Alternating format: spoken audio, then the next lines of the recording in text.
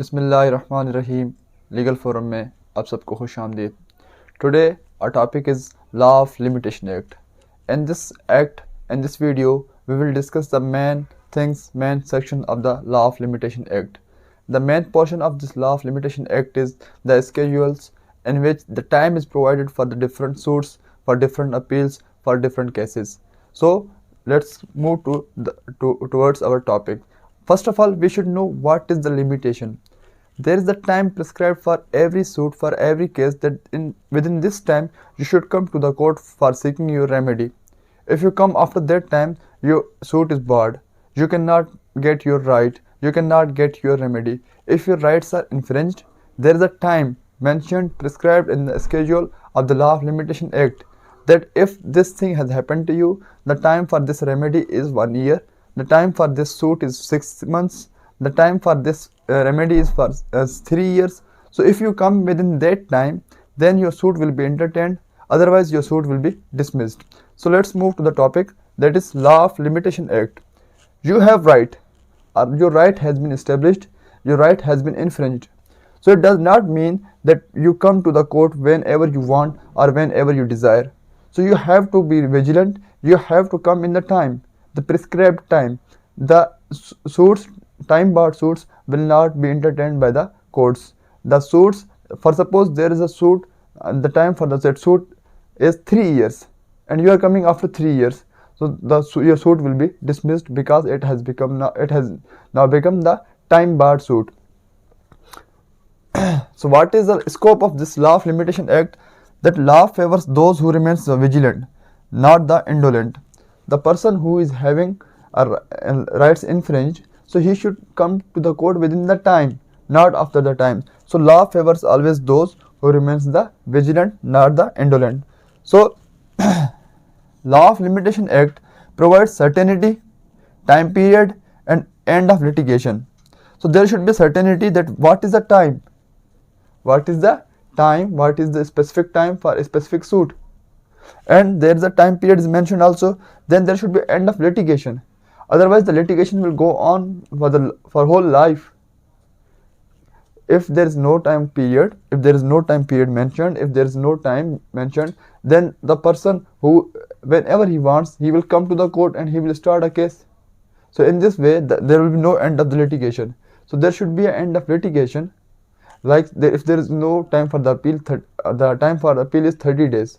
If the person is not coming in the 30 days, so first the case was running for 2 years in the court, and after that it was decided. Now he is again coming after 4 years for the appeal. After 4 years, if he is coming for the appeal, that appeal will not be entertained. So there should be end of litigation. So Law of Limitation Act provides certainty, time period, and end of litigations. So this is a basic introduction of the Law of Limitation Act. Now we are moving towards the sections. The first section is about the enforcement of this law, and the section 2 is the definition clause of this law, and section 3 provides the general rule. In this video, in this lecture, we will discuss the main sections that are very much used in the practice, and the main part of this act is the schedules, because the time is mentioned over there.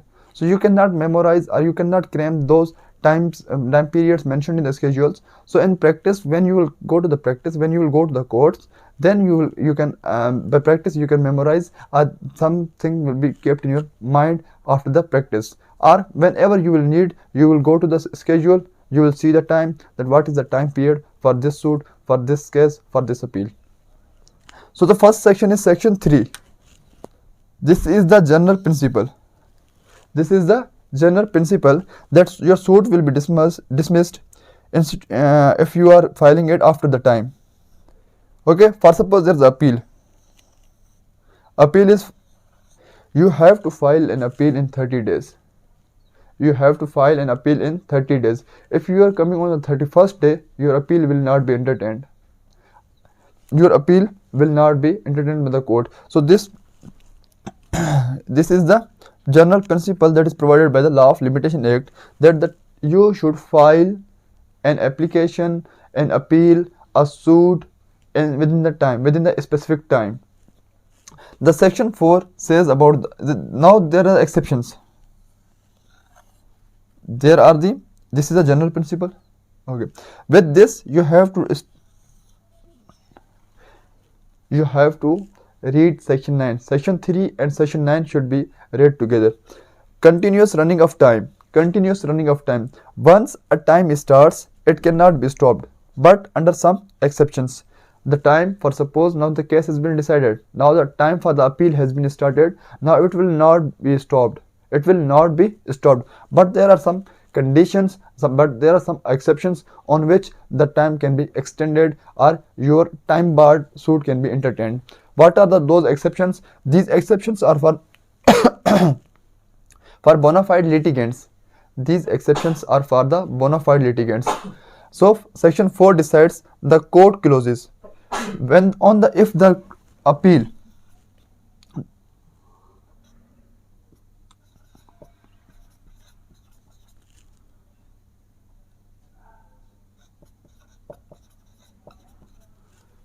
okay, if for suppose a case was decided on this date on the first day of the third March, on the first day of the March, and the time for the appeal, the last day for the appeal was 1st April. The 1st April. Now the court is closed on the 1st April. The court is closed on the 1st April. So that time, that day will not be counted. So that the 30th day will be counted when the court will reopen. The court will open again. Then that day will be counted. Okay, the 30th day, the last day. If that last day is a holiday, if the last day is a holiday, so it will not be counted. When it will be counted? When the court reopens.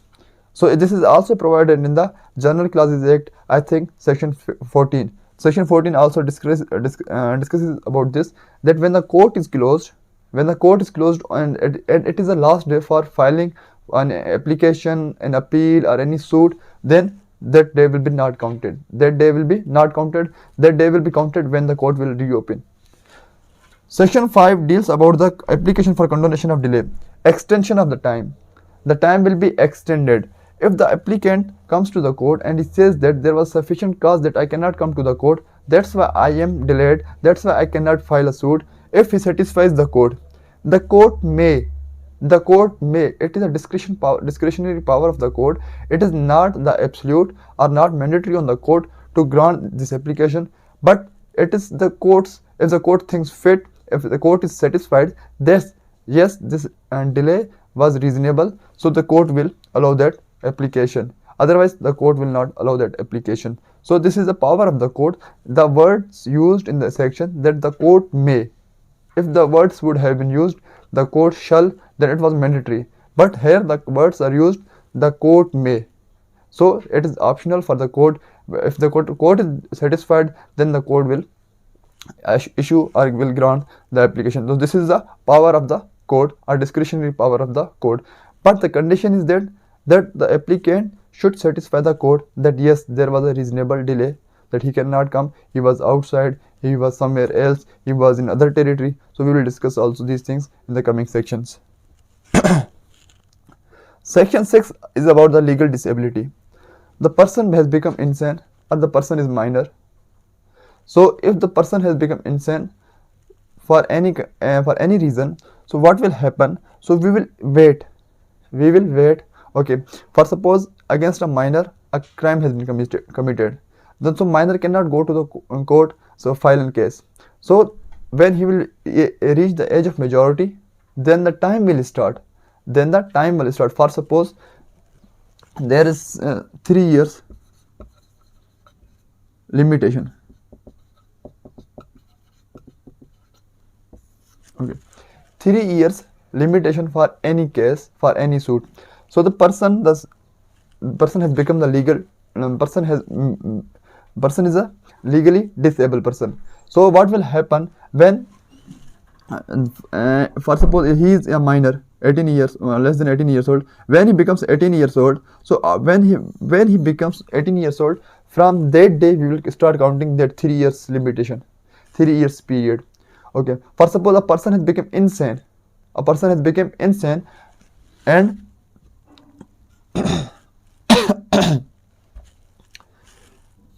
A and B, okay, they had made a contract, contract. A and B had made a contract. They have entered into a contract.